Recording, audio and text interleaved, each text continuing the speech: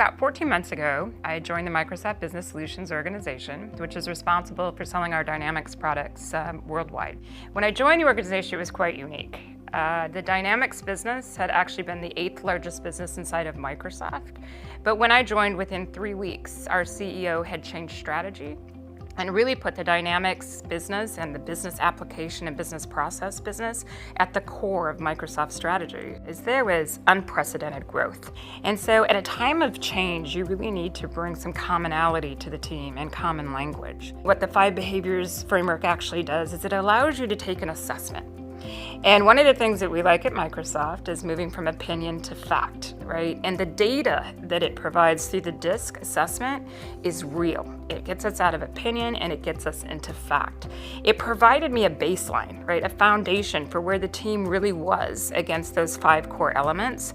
But most importantly, it gave me a blueprint for the future. It actually gave me something that was actionable and that the team could see as actionable, more at a collective level, but also at an individual level. So we flew everyone in from around the world. So I have a worldwide organization. So people came from the US, EMEA, and Asia. And we really kicked off the session with them speaking first, right? Telling us about kind of what they had learned about the program through my communication and what they expected. We drove 100% participation in the assessments. We're very committed to it. We looked at the summary data and we were able to somewhat customize the session based on what we got back through the data.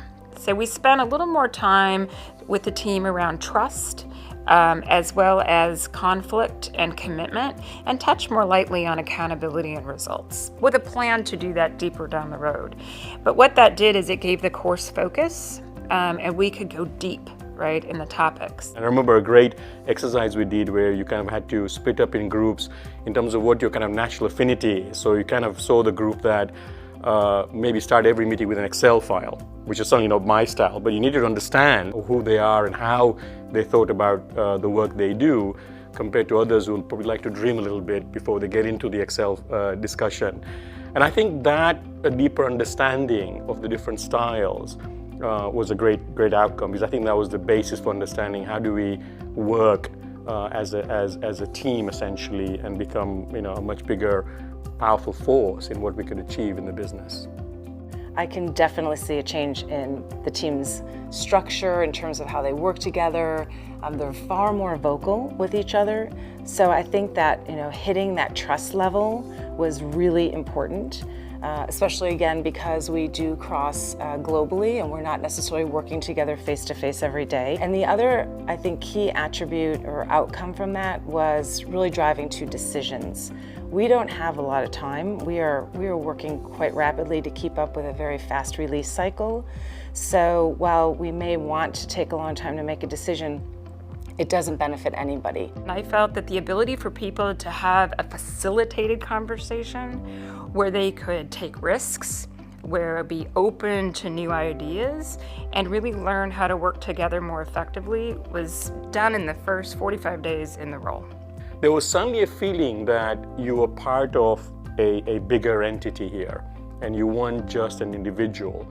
And I think when we started kind of talking about what our values are, what brings us together, what's important to us as individuals, certainly allowed you to start connecting with other people at a different level. Anybody that's not investing is taking something away from, I think, the employee's experience with the company, because none of us are going to be successful and drive impact if we don't work well together. If you think about the company, our company is transforming, currently, and there's an opportunity for us during this transformation to really drive the culture that our CEO Satya has been talking about, which is it's a growth culture, a growth mindset culture.